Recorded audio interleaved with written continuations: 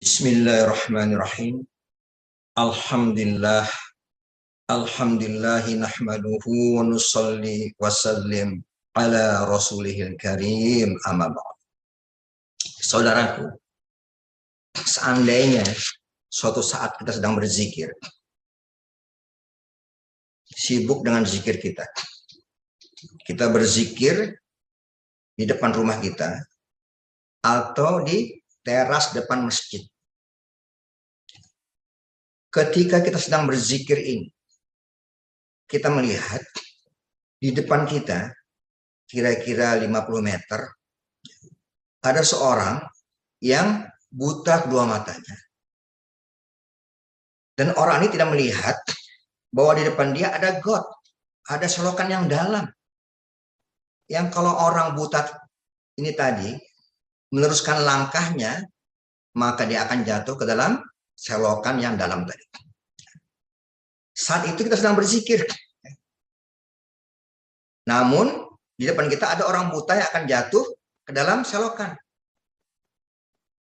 Apa yang kita lakukan? Terus berzikir dan cuek saja dengan orang buta tadi yang akan jatuh ke selokan, atau sementara hentikan zikir kita dan hampiri orang tadi dan selamatkan dia. Pak, jangan teruskan langkah Bapak. Di situ ada selokan. Apa yang kita lakukan? Tentu kita akan menyelamatkan orang tadi. Jadi walaupun sementara kita menghentikan zikir kita, tapi untuk nolong orang tadi, Allah juga akan memberikan pahala zikir tadi kepada kita. Nah, saudaraku, kalau hanya orang buta saja yang akan jatuh ke dalam selokan, padahal kita sedang berzikir, kita hentikan zikir tadi, apalagi saat ini. Orang yang bukan sekedar buta matanya, tetapi buta mata hati. Dan berjalannya bukan ke selokan, tapi menuju azabnya Allah, menuju neraka jahanam. Dan kita bukan sedang berzikir. Kita sibuk dengan urusan kita masing-masing.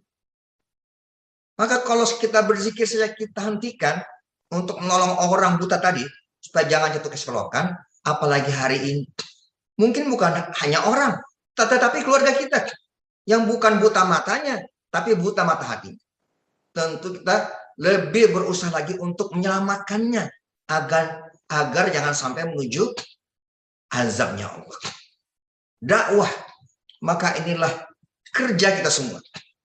Mengajak orang kepada ketaatan pada Allah, menyelamatkan orang daripada kehancuran. Para sahabat di zaman dulu, mereka paham bahwa Allah turunkan Islam ini bukan hanya untuk orang-orang Arab, ya. Sehingga mereka sanggup meninggalkan Mekah, Madinah, sanggup meninggalkan keluarga mereka, bahkan sanggup meninggalkan Masjidil Haram, Masjid Nabawi, bahkan sanggup meninggalkan kekasih yang paling mereka cintai, yaitu Rasulullah SAW, untuk mendakwahkan agama ini. Mohon maaf saudaraku, seandainya sahabat di zaman dulu, orang-orang Islam di zaman dulu, sama seperti kita hari ini, sama sibuknya seperti kita hari ini, hanya mengurus pekerjaan, hanya mengurus kegiatan dunia, hanya mengurus keluarga, maka tidak mungkin kita jadi orang Islam hari ini. Seandainya sahabat di zaman dulu, seperti kita hari ini, hanya mengurus pekerjaan dan keluarga, maka Islam cuma ada di Mekah dan di Madinah. Tapi Islam sampai pada kita karena mereka paham bahwa amanah risalah Islam ini bukan hanya untuk orang Arab, tapi untuk seluruh alam, seluruh manusia. Sehingga dari 124.000 sahabat generasi Islam pertama dulu, yang kubur mereka ada di Mekah, Madinah, dan sekitarnya, hanya sekitar 10.000 orang. 100.000 lebih mereka meninggal di mana mereka sampaikan agama ini. Maka itulah saudaraku, perlunya kita menyadari bahwa dakwah bukan hanya tugas kiai, bukan hanya tugas ustadz. Kalau mengajar, iya, kita bukan mengajar, kita mengajak. Balighu anni walau ayat, sampaikan walaupun satu ayat. Dan dalam surah Yasin dikatakan wa ma alaina illal balaghul mubin. Kewajiban kita hanyalah menyampaikan. Kita jangan berpikir Orang juga paling nggak mau. Itu bukan urusan kita. Kita menyampaikan saja, apapun dia mau apa tidak, mendengarkan ajakan kita, seruan kita, itu haknya Allah. Allah bukan melihat hasilnya, tapi usaha kita. Maka mudah-mudahan ya, Allah berikan kekuatan untuk menyampaikan risalah ini, untuk berdakwah kemanapun, dimanapun kita berada. Subhanallah bihamdihi, subhanakallahumma bihamdika, asyhadu an la ilaha illa anta, astaghfiruka wa atubu ilaik. Assalamualaikum warahmatullahi wabarakatuh.